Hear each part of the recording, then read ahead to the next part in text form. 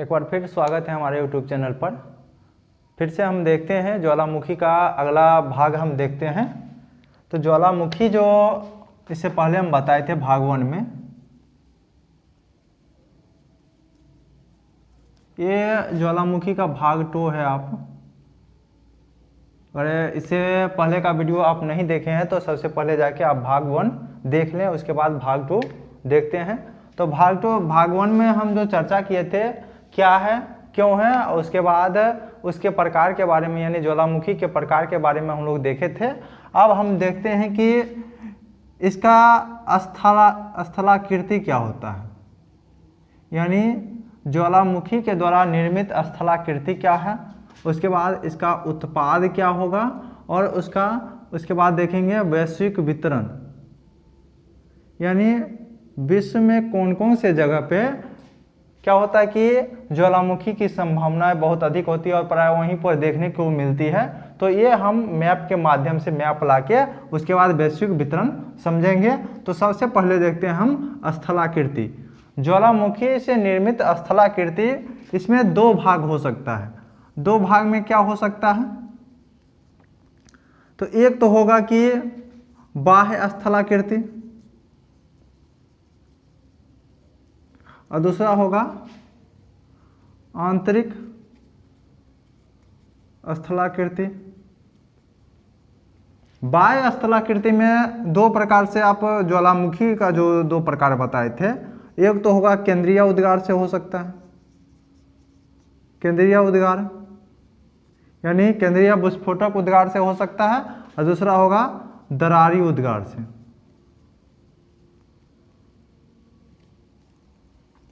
तो केंद्रीय उद्गार से क्या होगा कि जब केंद्रीय उद्गार की बात होती है तो केंद्रीय उद्गार से जो निर्मित होगा, इसका चर्चा हम बाद करेंगे। सबसे पहले देख लेते हैं दरारी उद्गार का। तो दरारी उद्गार से यह तो होगा लावा पठार का निर्माण होगा या लावा मैदान का निर्माण होगा। लावा पठार और लावा मैदान में क्या अंतर है ये भी हम देख लेते हैं।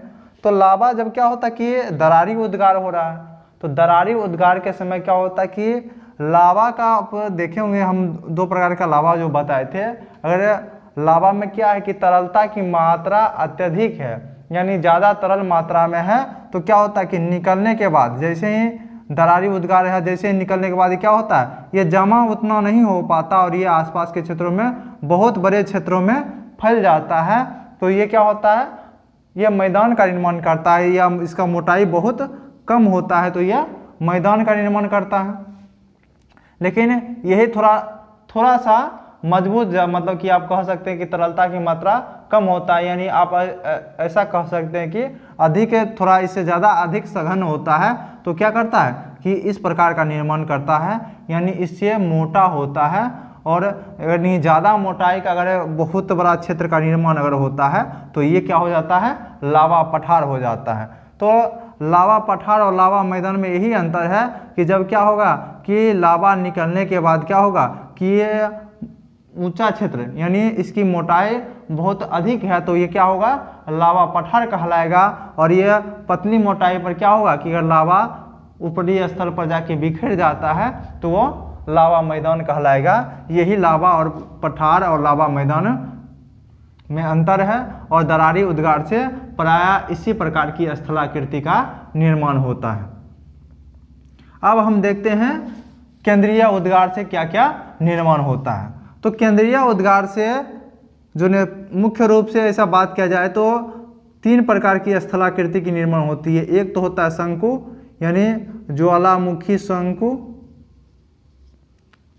दूसरा होता है कि क्रेटर, और तीसरा होता है काल्डेरा।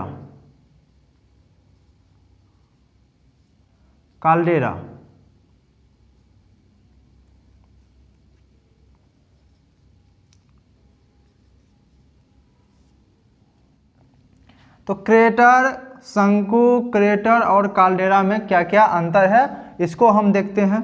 तो शंकु जो होता है, जैसे ज्वालामुखी यहाँ से निकला, जैसे ये सतह है और सतह को तोड़ते हुए यह किनारे से ही क्या हुआ, ज्वालामुखी निकला, यानी एक पाइप के सहारे से ज्वालामुखी निकला।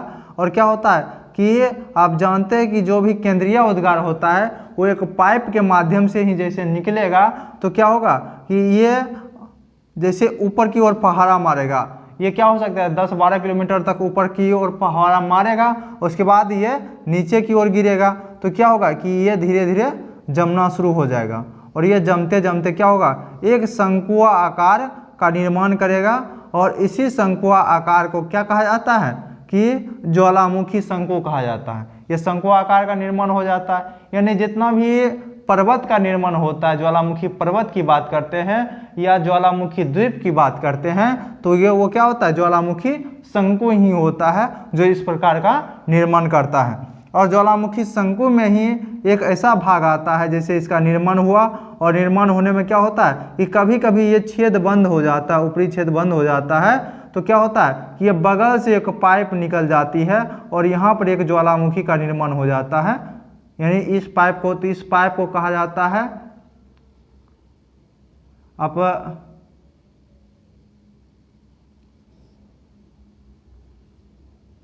कहा जाएगा सहायक नली।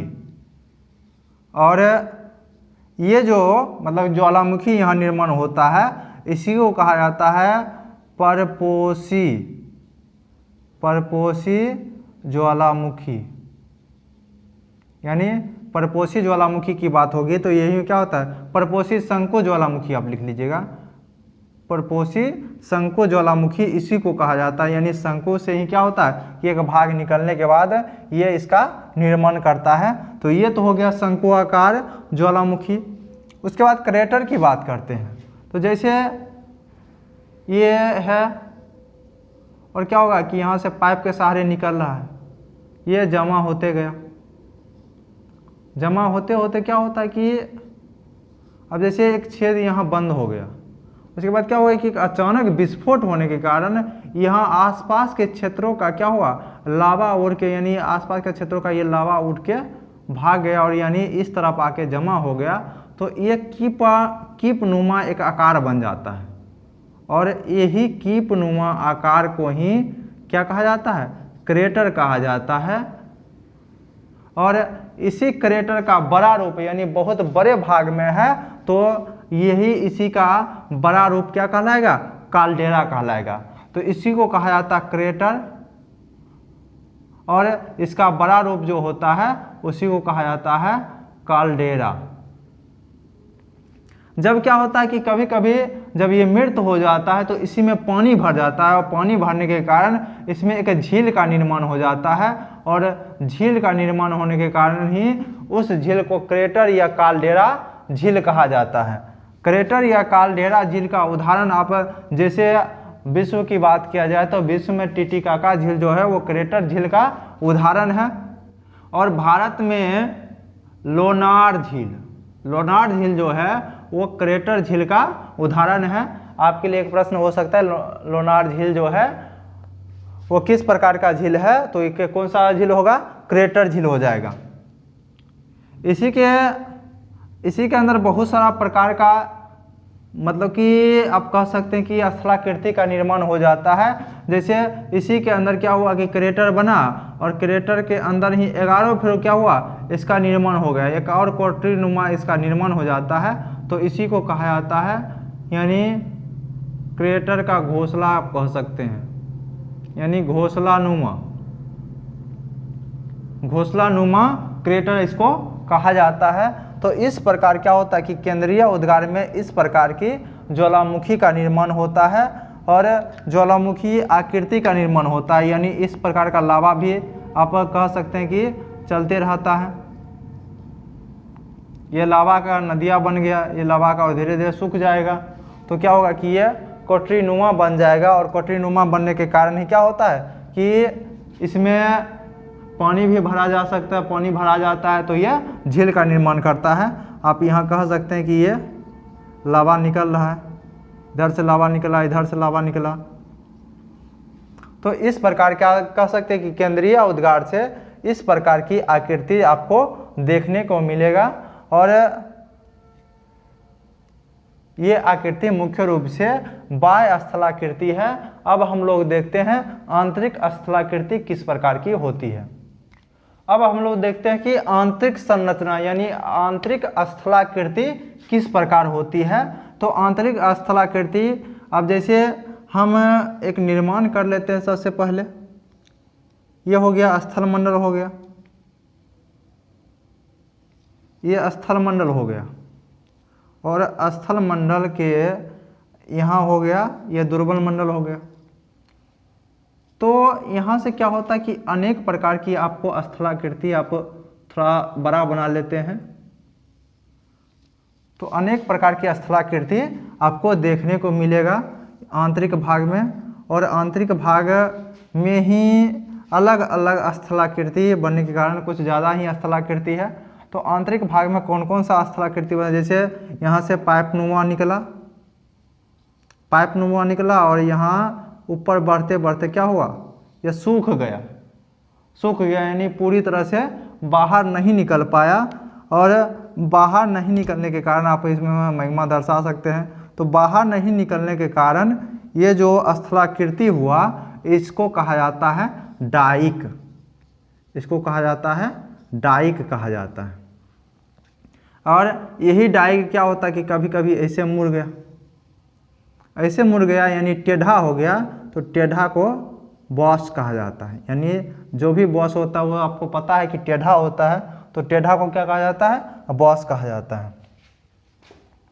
उसके बाद ये मैग्मा है, यहाँ से मैग्मा निकला, यानी मैग्मा को हम लाल से दर्शाएं तो ताकि आपको, जैसे मैग्मा निकला, मैग्मा यहाँ से निकल रहा है, और निकलने के बाद क्या हुआ कि ये इस प्रकार के एक पिंड का निर्माण कर दिया, बहुत बड़ा पिंड का निर्माण कर दिया। ये पिंड बहुत कई किलोमीटरों क्षेत्र तक हो सकता है, और अंदर ही ये सूख गया। तो ये इसको कहा जाता है बैथोलिथ। ये जो पिंड बनता है इसको कहा जाता है बैथोलिथ। यानी रांची का जो भारत में रांची का जो पठार है, रांची का पठार, इसको यह बैथोलिथ का ही उदाहरण है। और इसमें बहुत सारे खान भी हो सकता है ना। उसके बाद क्या है कि ये पठार दिखाई कैसे पड़ता है, जैसे इसका अपर्दन हो जाता है। अपर्दन होने के बाद क्या होता है कि ये जैसे बड़ा भाग बन गया, तो ये क्या होता है कि कई किलोमीटर क्षेत्रों तक हो सकता है, 100-200 किलोमीटर, बहुत सा बड़ा क्षेत्र होता है। ये बैथोलिथ का बहुत बड़ा क्षेत्र हो जाता है। और ये अपर्दन के कारण इसका ऊपर वाला भाग ही दिखाई पड़ता है, नीचे वाला भाग इसका नहीं दिखाई पड़ता है। तो ये ऊपर वाला भाग दिखाई पड़ जाता है, इसी को कहा जाता है बैथोलिथ। बैथोलिथ ये एक प्रकार का क्या होगा कि आंतरिक स्थलाकृति हो गया। उसके बाद क्या होता है कि दो प्रकार की स्थलाकृति हो सकती है, जैसे एक कीपनुमा बना और ऐसे आकार बन गया, इसको अवतलाकार कहा जाता है। और यह ऐसे कीपनुमा बना और ये छतरी के नुमा बन गया, छतरी के नुमा बन गया। तो इसका दो नाम आप कह सकते हैं कि दो नाम, इसको कहा जाता है लाइपोलिथ और इसको कहा जाता है लाइकोलिथ। यानी उत्तर वाला जो है, ये उत्तर वाला जो भाग है उसको लाइकोलिथ, और अवतल वाला भाग को क्या कहा जाता है, लाइपोलिथ कहा जाता है। ये चार आकृति होगी। उसके बाद ये इस प्रकार की आकृति जैसे यहाँ से निकली, यहाँ से निकलने के बाद क्या हुआ, एक शिला के रूप में ये जमा हो गए, तो इसको कहा जाता है सील। और इसी का जो बड़ा रूप होगा उसको, इसका जो बड़ा रूप होगा उसको कहा जाता है सिट। यानी आप इसको लिख सकते हैं सील या सिट। तो ये था स्थलाकृति में, ये सब आंतरिक स्थलाकृति, यानी डाइक हो गया, बैथोलिथ हो गया, लेपोलिथ हो गया, लाइकोलिथ हो गया और सिल्ड हो गया। उसके बाद सिल हो गया। एक और आकृति बनती है, आप यहाँ ऐसे दिखा सकते हैं, ये अवनति और अभिनति को दर्शाता है। ये अवनति और अभिनति को दर्शाता है, जिसको कहा जाता है फैकोलिथ। इसका नाम आप लोग को याद उतना जरूरी नहीं है, लेकिन तब पर भी एक नज़र में याद हो जाना चाहिए। इसको अगर सीधा निकला तो इसको डाइक कहा जाएगा, टेढ़ा हो गया तो बॉस कहलाएगा। ये जो पिंडनुमा बन गया तो इसको बैथोलिथ कहा जाएगा। बैथोलिथ का पठार आपको बराबर आप सुनेंगे और आगे हम पढ़ाएंगे तो बैथोलिथ का बहुत सारा पठार आपको देखने को मिलेगा। जैसे एक रांची का पठार हम बता दिए हैं, जैसे लेपोलिथ है, अब तलाकार बन गया तो लेपोलिथ हो गया। कोलार का खान के बारे में बताया जाता है कि इसी प्रकार का खान था जिससे सोना निकाला गया। उसके बाद लेकोलिथ है, ये उत्तल होता है। उसके बाद सिलियासिट यानी सील मतलब कि शिलाएट नुमा बन गया तो ये सिलियासिट कहलाएगा। और इस प्रकार बन जाएगा, यानी इस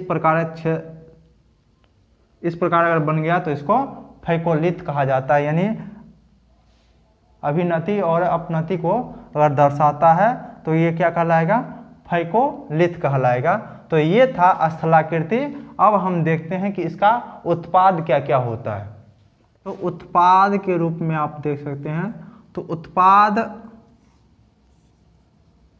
सबसे पहले तो एक हो जाता है लावा, जो 95% के लगभग होता है। लावा के बाद राख,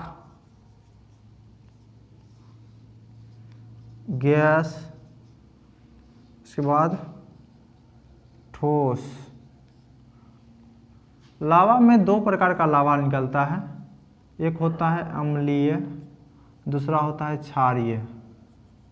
अम्लीय यानी जिसमें सिलिका की मात्रा होगा वो अम्लीय होगा, जिसमें सिलिका की मात्रा कम होगा वो क्षारीय होगा। तो अम्लीय जो होता है ये गाढ़ा होता है, और ये गाढ़ा आप समझ सकते हैं, ये तरलीय होता है, यानी ये थोड़ा सा तरलीय अवस्था में होता है, ये ज़्यादा तरलीय अवस्था में होता है। इसका जो प्रवाह होता है प्रवाह मंद होता है और इसका प्रवाह तीव्र होता है। यानी आप पठार और मैदान में भी इसकी तुलना कर सकते हैं।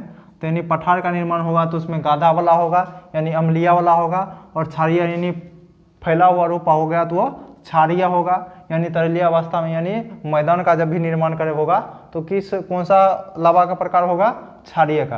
यानी जहाँ भी लावा मैदान का निर्माण होगा तो अगर उसके बारे में पूछा जाएगा तो वो क्या होगा, वो क्षारीय तत्वों के कारण होगा। उसके बाद जहाँ भी पठार का निर्माण होगा अत्यधिक कारण ऐसा हो सकता है कि वहाँ अम्लीय क्या होगा, कि अम्लीय लावा ही होगा, ऐसा आप अनुमान लगा सकते हैं। उसके बाद इसका नाम जो है आप एक मजाक की भाषा में ऐसा कह सकते हैं कि गाढ़ा है, जल्दी जल्दी नहीं आ रहा था तो इसको कहा गया आ। इसका नाम जो है वो आ है, और इसका नाम है पहोय होय।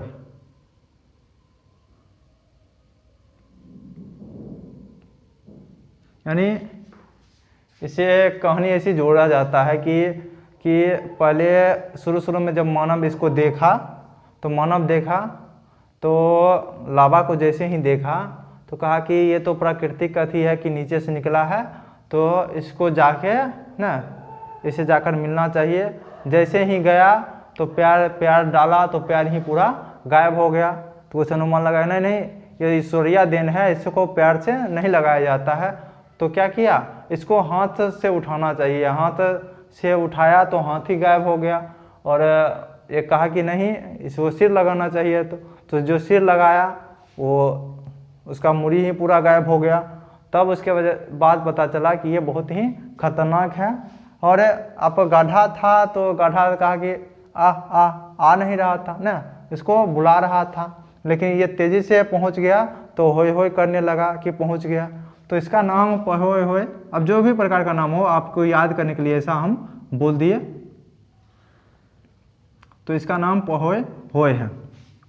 उसके बाद राख जो होता है, राख इतना ज़्यादा वजनी होता है कि कहीं अगर पड़ जाता है तो क्या होता है कि वहाँ तो फसल सबसे पहले नष्ट होता है, बहुत सारा इमारत भी गिरा सकता है, इतना भारी राख होता है और अत्यधिक मात्रा में, इतना ज़्यादा मात्रा में निकलता है कि कभी कभी ऐसा देखा गया कि 3-3, 4-4 साल क्या होता है कि इसी राख और धुआरा के कारण वहाँ सूर्य दिखाई नहीं पड़ पाता है 3-3, 4 साल तक। आप 3 साल तक अगर किसी क्षेत्र में सूर्य नहीं दिखाई पड़ता है तो उसके बारे में अनुमान लगा सकते हैं कि किस प्रकार की स्थिति बन सकती है।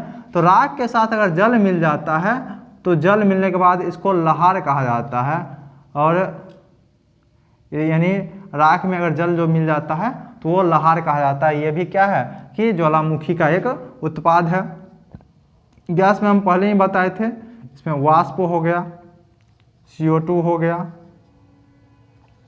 सल्फर डाइऑक्साइड हो गया, उसके बाद हाइड्रोजन, नाइट्रोजन, इस प्रकार की गैस, हाइड्रोजन निकलती है ना, तो इस प्रकार की गैस इससे निकलती है। ठोस में आप बात करते हैं तो ठोस में जो बड़े बड़े चट्टान होते हैं, यानी बड़े चट्टान जो होते हैं, यानी ठोस में जो क्या हुआ, केंद्रीय उद्गार के कारण क्या हुआ कि बड़े बड़े जो चट्टान आए उसको क्या किया, ऊपर की ओर उछाल दिया। आपको पता है कि केंद्रीय उद्गार में इतना ज़्यादा प्रेशर होता है कि अगर उसके ऊपर अगर चट्टान कोई आता है तो उसको भी उछाल के वो ऊपर की ओर फेंक देता है। तो बड़े बड़े चट्टान जो उससे निकलता है यानी ऊपर की ओर फेंका जाता है, इसी को कहा जाता है ज्वालामुखी बम। ये हो गया ज्वालामुखी बम, बड़े बड़े चट्टान को ही ज्वालामुखी बम कहा जाता है। दूसरा होता है लैपिली। लैपिली जो होता है ये छोटे छोटे टुकड़े होते हैं, छोटे छोटे जो टुकड़े होते हैं उसको लैपिली कहा जाता है। और प्यूमिस, ये क्या होता है, ये लावा का झाग है। झाग आप समझते हैं, ये इतना हल्का होता है कि ये जल के ऊपर तैरने लगता है, जिसको प्यूमिस कहा जाता है। तो ये सब उत्पाद निकलता है। कुछ और शब्द इससे जुड़ा हुआ है, जैसे गीजर। तो गीजर क्या होता है कि जैसे कि ये लावा वाला क्षेत्र है, ये लावा है और यहाँ उत्पादन अभी लावा का, ये लावा का क्षेत्र यानी लावा का पठार बना हुआ है। ये लावा है यानी गर्म लावा है, और इसके ऊपर से क्या हुआ कि कोई जल का प्रवाह हो रहा है। तो जल का प्रवाह जैसे ही होगा तो क्या होगा कि ये इसको भी ये गर्म कर देगा। तो ये जब भी गिरेगा तो ये क्या होगा कि गर्म जल कुंड होगा, गर्म जल कुंड।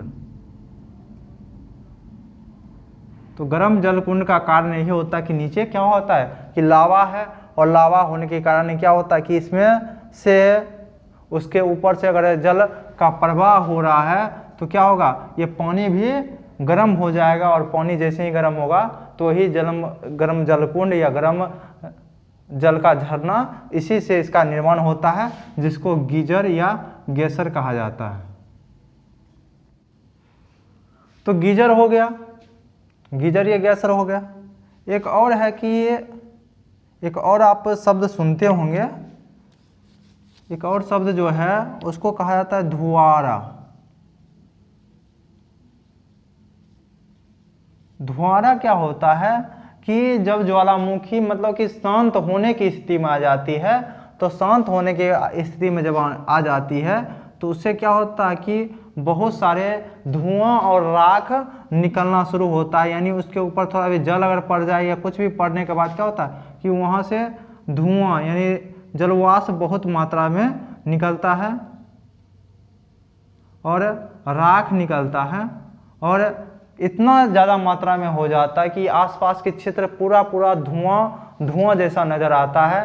यानी इसके ऊपर जल पड़ने के कारण आप कह सकते हैं कि वह शांत स्थिति में आने लगता है, या ऐसा कह सकते हैं कि धुआरा जो है वह ज्वालामुखी के मतलब कि लगभग अंतिम क्षण होता है। उसके बाद लगभग ज्वालामुखी शांत होने की स्थिति में चला जाता है, तो उस समय धुआरा आता है। और इस समय क्या होता है कि इतना ज़्यादा माने मतलब कह सकते हैं कि धुआं आसपास के क्षेत्रों में जो बहुत मात्रा में फैल जाता है, इसी को कहा जाता है धुआरा कहा जाता है। और धुआरा को की बात जैसे ही किया जाता है तो इसमें सल्फर यानी गंधक की मात्रा बहुत ज़्यादा होती है। गंधक, सल्फर में गंधक की मात्रा अधिक होती है, और गंधक की मात्रा अधिक होने के कारण और इससे इसका आर्थिक महत्व भी होता है, यानी धुआरा का आर्थिक महत्व भी है। धुआरा का आर्थिक महत्व है कि इससे गंधक भी प्राप्त किए जा सकते हैं, उसके बाद बोरिक एसिड भी इससे प्राप्त होता है। धुआरा से ही बोरिक एसिड भी प्राप्त किया जाता है। तो ये क्या है, ज्वालामुखी का आर्थिक उपयोग भी हो सकता है। बहुत जगह आप सुनते होंगे कि कहीं जलप्रपात है तो वहाँ उसका कारण जो होता है गंधक को बताया जाता है कि गंधक के कारण ही वहाँ गर्म जलप्रपात है। ऐसा आप सर्च करके देख लीजिए, हम अभी नहीं बताएंगे, लेकिन आप इतना तय कर लीजिए कि गंधक के कारण भी बहुत सारी जगह पर गर्म जलप्रपात है। तो ये था, यही सब क्या है कि उत्पाद के रूप में आपको देखने को मिल सकता है ज्वालामुखी का। तो अब हम लोग देखते हैं वैश्विक वितरण। तो हम मैप लाके उसके बाद हम देखते हैं वैश्विक वितरण कहाँ कहाँ हुआ, किस प्रकार का क्षेत्र का निर्माण होता है। प्लेट विवर्तनी की बात हम जैसे ही करते हैं तो प्लेट विवर्तनी में क्या आप कह सकते हैं कि दो प्रकार के, यानी प्लेट का समूह जैसे ही बात करते हैं तो प्लेट का समूह एक होता है अभिसारी। अभिसारी में क्या होता है कि दोनों का टक्कर होता है। टक्कर होने के कारण क्या होता है कि एक भाग नीचे की ओर चला जाता है।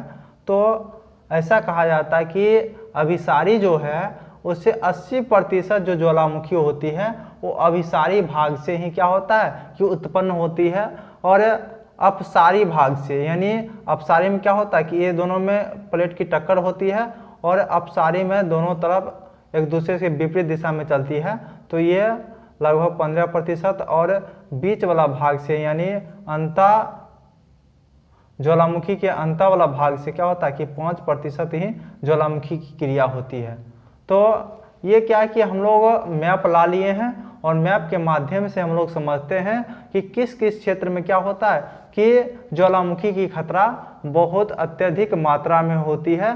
तो बहुत अत्यधिक मात्रा में पहला एक क्षेत्र आता है जो सबसे आप कह सकते हैं कि 2/3 भाग जो है, 2/3 भाग जो है वो उसी क्षेत्र से, यानी ये जो क्षेत्र है इसको कहा जाता है, ये वाला क्षेत्र जो है, यानी ये अमेरिका, कनाडा और एक ये जो अमेरिका का रॉकीज पर्वत है, रॉकीज यानी उत्तरी अमेरिका का रॉकीज पर्वत, और ये मध्य वाला भाग होते हुए दक्षिण अमेरिका के एंडीज पर्वतमाला होते हुए इधर आप कह सकते हैं कि कुछ द्वीप समूह है, यानी यहाँ न्यूजीलैंड जो है, न्यूजीलैंड से बगल से होते हुए ये जितना भी मध्य महासागर के जितना भी द्वीप समूह है, उसके बाद जापान के मध्य से होते हुए ये जो ये वाला भाग है, ये दोनों मिलाकर आप कह सकते हैं कि रिंग ऑफ फायर का निर्माण करता है।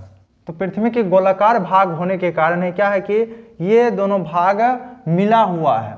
मिला हुआ मतलब क्या कि ये दोनों भाग मिला होने के कारण ही ऐसा देखा आपको यहाँ ऐसे लग रहा है कि दोनों अलग अलग भाग है, लेकिन ये क्या है कि ये मिला हुआ भाग है, और इसी को कहा जाता है कि परिप्रशांत क्षेत्र, परिप्रशांत ज्वालामुखी क्षेत्र,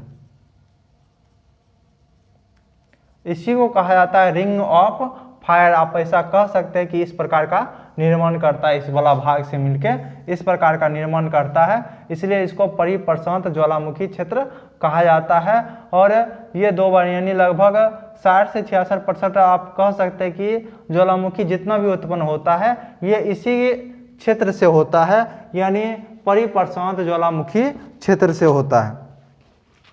दूसरा जो क्षेत्र आप बात कह सकते हैं कि दूसरा क्षेत्र है वो है मध्य महाद्वीपीय पेटी। मध्य महाद्वीपीय पेटी में जो आता है ये जो है अटलांटिक महासागर से आप स्पेन वाला भाग देख ले, इटली वाला भाग होते हुए, और ये ईरान होते हुए आप ऐसा कह सकते हैं कि यहाँ हिमालय वाला क्षेत्र नहीं आता। इसके बाद यहाँ से शुरू होता है और इसके बाद जाकर परिप्रशांत क्षेत्र में जाके मिल जाता है। तो ये मध्य महाद्वीपीय क्षेत्र है, और ये भी क्या है ज्वालामुखी प्रभावित क्षेत्र है।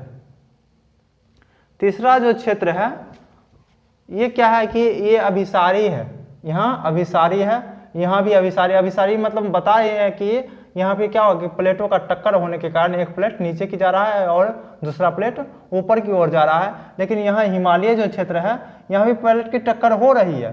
भारत की जो प्लेट है इंडियन प्लेट के साथ यूरेशिया की प्लेट की टक्कर हो रही है। लेकिन तब पर भी यहाँ पर क्या होता है कि ज्वालामुखी का इसलिए उत्पन्न नहीं हो पाता है क्योंकि यहाँ जो निक्षेपण होना चाहिए, यानी दो प्लेट है और एक प्लेट नीचे की ओर जब तक नहीं जाएगा तो क्या होगा, यहाँ पे उतना मात्रा में नीचे की ओर जाएगा तब ना मैग्मा का निर्माण होगा। लेकिन अंदर की ओर उतना जा ही नहीं रहा है, ये ऊपर की ओर ही ज़्यादा भाग रही है। इसलिए क्या है कि यहाँ मैग्मा के अत्यधिक निर्माण नहीं होने के कारण ही क्या होता है कि यहाँ पर कोई ज्वालामुखी का क्षेत्र इस वाला क्षेत्र में नहीं है। उसके बाद अंडमान निकोबार द्वीप समूह से शुरू हो जाता है। तो भारत का जो भी ज्वालामुखी है वो अंडमान निकोबार द्वीप समूह में ही पाया जाता है। तीसरा जो क्षेत्र है ये इसी क्षेत्र में पाया जाता है और ये सागर का नाम आप जानते होंगे, इसको कहा जाता है अटलांटिक महासागर और इसी को कहा जाता है मध्य मेखला। यानी ये क्या है कि ये सागर जो है, ये सागर वाला भाग जो है ये अलग हो रहा है, यानी एक दूसरे से दूर जा रहा है। दूर जाने यानी कौन सा उद्गार होगा, यहाँ दरारी उद्गार हो रहा है।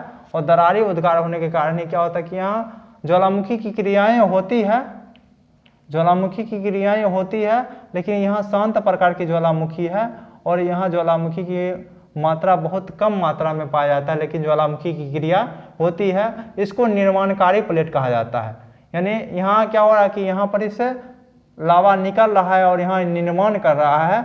और आप ऐसा देखेंगे कि आप नक्शा में भी निकाल कर देखेंगे तो यहाँ एक एस आकार का निर्माण किया जा रहा है, आप आसानी से देख सकते हैं। तो कभी कभी सवाल भी रहता है कि कौन सा महासागर में एस आकार के कटक का निर्माण, इसी को कहा जाता है महासागरीय कटक का निर्माण हो रहा है, यानी एक दूसरे से दूर जा रहा है। तो इसी कटक में क्या हो रहा है कि ज्वालामुखी उत्पन्न प्रायः होते रहते हैं। तो ये वैश्विक स्तर पर ज्वालामुखी का वितरण है।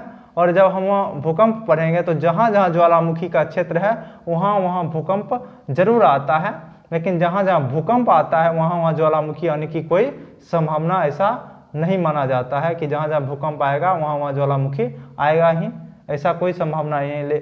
लेकिन ज्वालामुखी जहाँ जहाँ आएगा वहाँ वहाँ भूकंप भी आएगा। तो ये संभावना मतलब कि पूरी तरह से ये संभावना है कि जहाँ ज्वालामुखी आएगा वहाँ भूकंप भी आएगा। तो ये था वैश्विक स्तर पर ज्वालामुखी का वितरण, यानी परिप्रशांत ज्वालामुखी क्षेत्र, यानी हो गया ये मध्य सागरीय कटक हो गया, और ये जो हो गया मध्य महाद्वीपीय क्षेत्र की बात कर सकते हैं। तो ये क्षेत्र, ये तीन मुख्य रूप से क्षेत्र है जो ज्वालामुखी का क्षेत्र है। तो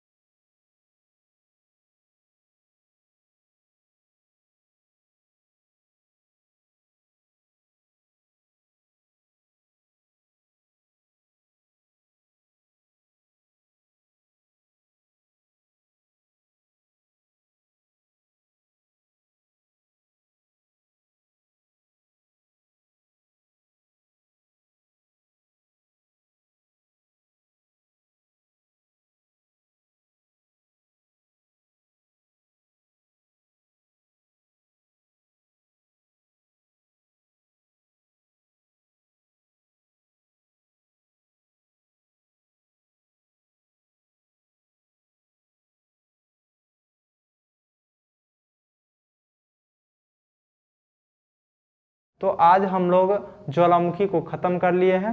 नेक्स्ट चैप्टर में हम लोग देखेंगे भूकंप, उसके बाद सुनामी को देखेंगे। तो आज के लिए इतना ही, धन्यवाद।